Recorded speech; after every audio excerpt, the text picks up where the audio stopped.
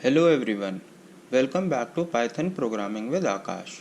I hope that with all the videos that you have been watching on my channel, you have at least grown a little bit of interest into programming. There is an endless sea of knowledge there that lies before you in information technology, and a good learning in this field can help you get to greater heights. So I request you to try to keep focus to keep the learning alive. Let's skip the speech now and cut right to the chase. Today we are here to create a program to check if a number is positive or negative. But there is one more thing to consider here, the number 0, because it is neither a positive or a negative number.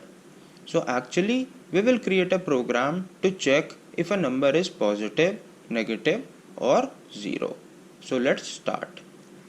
We will be using two things here, if else and nested if else. If else we have already covered in the previous videos, and talking about nested if else, it means using an if else inside another if else. As simple as that.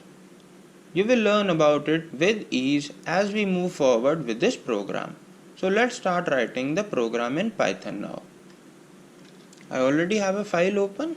So talking about numbers, we can split them into two groups.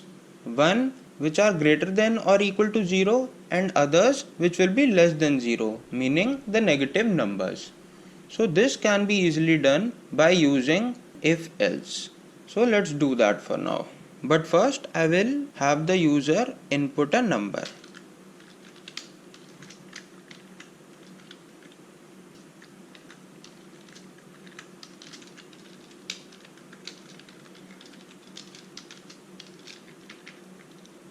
I am assuming that the user will input an integer here. If x greater than equal to 0,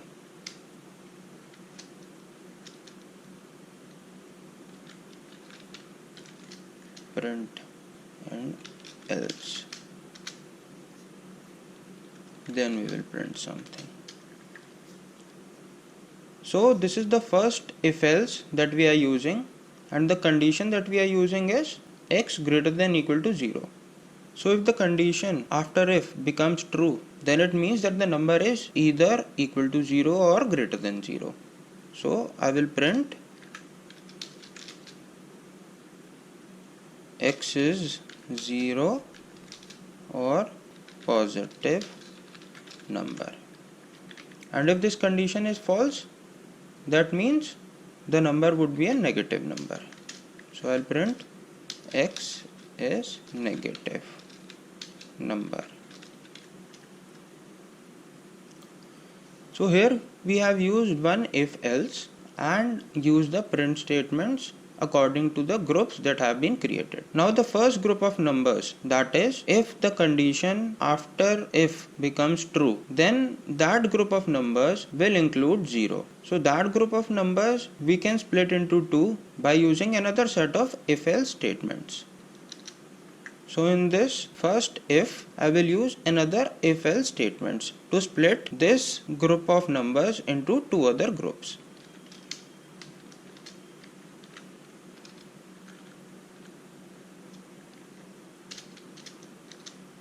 So here we have the condition x equal to 0. If this condition becomes true, then we will print that x is 0.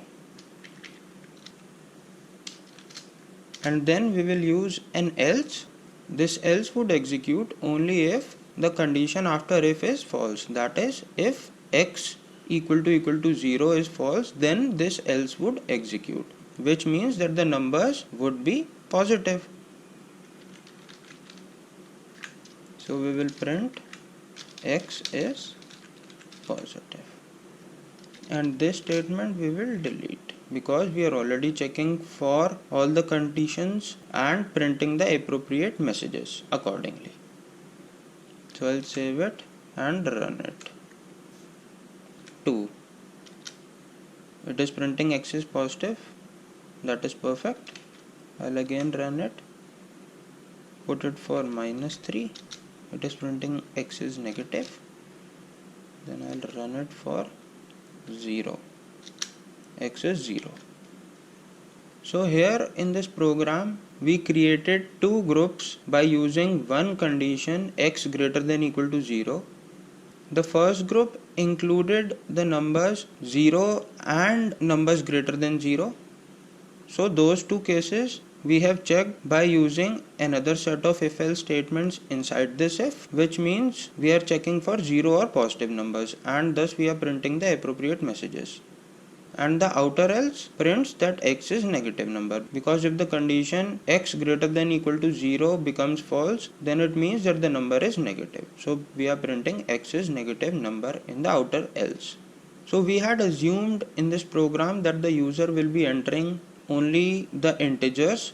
However, if we want the float values to appear as input from the user, then we can use float function here that would convert the string obtained from the user into float value and then check for the conditions. Let me save it and run it for float values. X is positive, x is negative,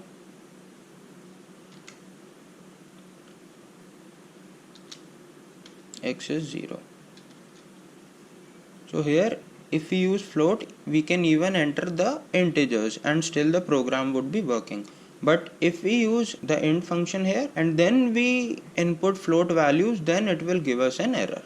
Why? Because the string value recognized by Python entered by the user would be a float value and we will be trying to convert it into integer. Therefore, it would result into error. Let me show you. I have used int here and then I'll be entering a float value 0.0. Invalid literal for int with base 10. That is the error that we are getting. So we should always be entering integer values if we are using the int function here, and if we are using the float function here, then we can enter the float values or the integers as well. So now we have come at the end of the program. If you feel this video was informative, then click the like and the subscribe buttons. Thanks for watching, have a great day and stay tuned for the next one.